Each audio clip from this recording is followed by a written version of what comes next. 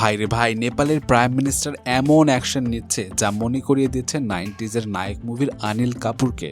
এখন ঘটনা কি সেটা জানাচ্ছি। এই ঘটনা শুরু হয় তখন যখন নেপালের প্রাইম মিনিস্টার বালেন শাহ সরকারের দায়িত্ব পেয়ে যায়। আর পাওয়ার আসতে না আসতেই তিনি এমন গেম খেলেন যে পুরো দেশের আইনটাই যেন পাল্টে যায় কয়েকদিনের মধ্যে।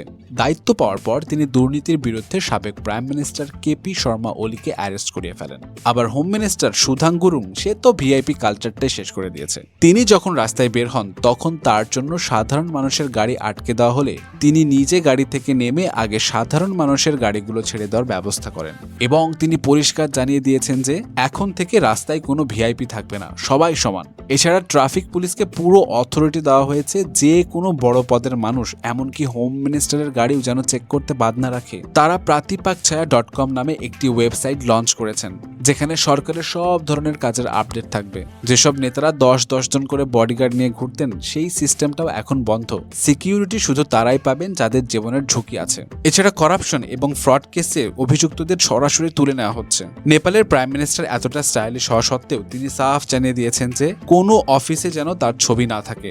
এছাড়া স্কুলগুলোতে তিনি 5ম শ্রেণী পর্যন্ত কোনো এক্সাম রাখেনি এবং স্টুডেন্ট পলিটিক্সও ব্যান করেছেন। এখন তাদের কাজের ধরন দেখে তো মনে হচ্ছে নেপাল খুব দ্রুতই একটি উন্নত দেশে পরিণত হবে। আপনার কি মনে হয়?